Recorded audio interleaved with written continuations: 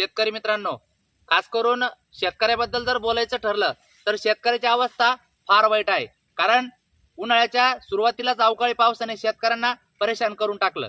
जेव्हा पाऊस पडायचा तेव्हा पाऊस काही पडला नाही. नंतर पाऊस पडायला लागला तर आता तर एवढा पडतोय की शेतकऱ्याचं सर्व पीक वाहून गेलं. शेतकरी राजाची अवस्था गेल्या कित्येक दिवसापासून आपण बघतोय आणि अजून सुद्धा वाईट अवस्था आहे. शेतकरी कसा बसा या पिकात नाही तर दुसऱ्या पिकात तरी काहीतरी साधेल म्हणून काळ्याची पूजा करत मेहनत करत काम करत राहतो. परंतु शेतकऱ्याचं संकट मात्र काही कमी होताना दिसत नाही. विशेषतः शेतकऱ्याचा जीव सर्वात जास्त जर कशात असेल तर त्याच्या प्राणीमात्रावर आहे.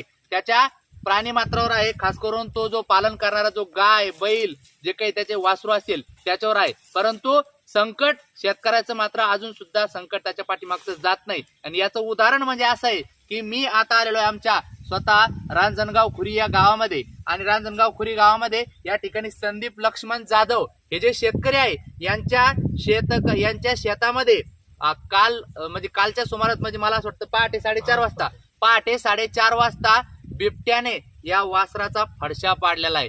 2 वासरू या ठिकाणी गेलेले आहे. आता या व्हिडिओच्या माध्यमातून मी नक्कीच सांगू इच्छितो की यांनी भरपूर जणांना फोन केले. या ठिकाणी फॉरेस्ट ऑफिसर आले, ते त्यांचं काम करणार आहे. हेच नव्हे तर गावातले कर्मचारी येतील, ग्रामपंचायत येतील, सर्वजण येतील. सर्वजण फक्त त्या ठिकाणी नॉमिनल गोष्टी करतील. परंतु शेतकऱ्याचं झालेलं जे नुकसान आहे ती कुठं भरून निघण का?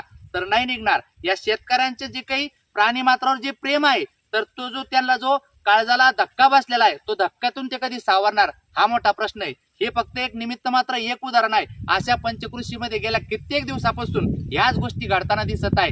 या व्हिडिओच्या माध्यमातून मी प्रशासनालाही विनंती करतो की कमीत कमी शेतकऱ्यांचे गाय गुरं ढोरं हे जाणार नाही याची काळजी घेण्यासाठी आपण सर्वतोपरी प्रयत्न करावे, शेतकऱ्याला मदत करावी. आणि विशेषतः व्हिडिओ बघणाऱ्या तमाम शेतकरी बांधवांनाही विनंती करतो की आपण या व्हिडिओच्या माध्यमातून मी तुम्हाला सांगू इच्छितो की आपले गाय गुरं जनावरं ढोरं जे काय असेल तर ते सुरक्षित ठिकाणी आपण दररोज नित्य नियमाने बांधावे, जेणेकरून अशा पद्धतीची घटना होणार नाही.